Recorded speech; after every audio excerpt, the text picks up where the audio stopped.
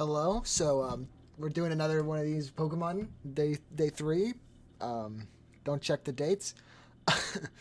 Today we're ranking Venusaur, and I'll also do both of Venusaur's forms as a little bit of a bonus since I've missed 2 days.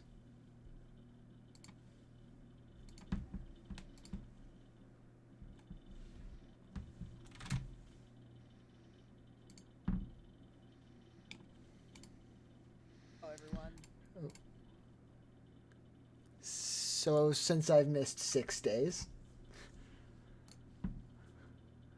Uh, yeah, a little bit of a bonus. We'll rank both Venusaurs. I don't know why there's two. I think it might be glitched. There's two of a lot of Pokemon. I guess we'll just be doing some skipping or something like that. I'm not entirely sure. But today we're ranking Venusaur, and as you can see, we've already put Ivysaur and Bulbasaur in their places. And this one's pretty easy to me. I think if Ivysaur is better is like the peak of this line, then Venusaur is kind of like the bottom.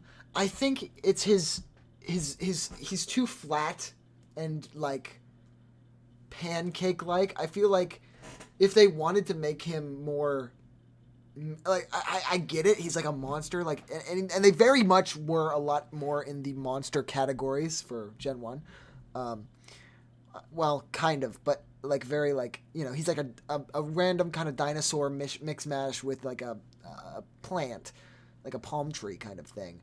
I think they just made him too flat, and I think it was probably because of this like tree growing out of him, and so like when it came to height and things, it was probably just like a leave room maybe. I think a way that I think Venusaur could be better is just make him more imposing, because he's not very imposing in general. He's kind of like, he's angry but non-threatening, kind of. This is gonna be weird, but he gives me the like alcoholic dad vibes. You know what I mean? It's like, what the fuck's he gonna do? He gets really angry, but he's also drunk. Like, Venusaur can't hurt you, right? And also playing with Venusaur a lot, it's just like I find myself having a lot more fun with Ivysaur and Bulbasaur, and somehow Venusaur kind of falls off. And I hate to admit that because I've kind of pretended to love him for so long, but it never really set with me. That being said, Mega Venusaur is a slight improvement, but honestly not that much better. Mega Venusaur has a lot more lush jungleness, which I think helps mask Venusaur's flaws as this like flat thing. It also looks like he's a little more well-rounded and less flat. See, his face is not as wide, but maybe it just is a different model. I'm not entirely sure. But I think it does a good job at masking all of its problems. And honestly, Gigantamax Venusaur, I think, is a similar thing. The lusciousness kind of helps divide it out. I do like how the leaves are positioned outwards and kind of upwards to make him seem bigger. I like that a lot. Gigantamax might be a little lower, but he could also just as easily be above. I really like his like mushroomness, but in reality, I think he's just worse than Mega Venusaur, which is not a common take. I do actually think most Gigantamax forms are better than Mega forms.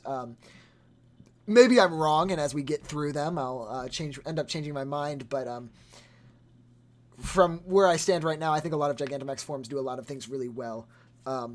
Anyways, I think Gigantamax Venusaur is great, very funny and goofy.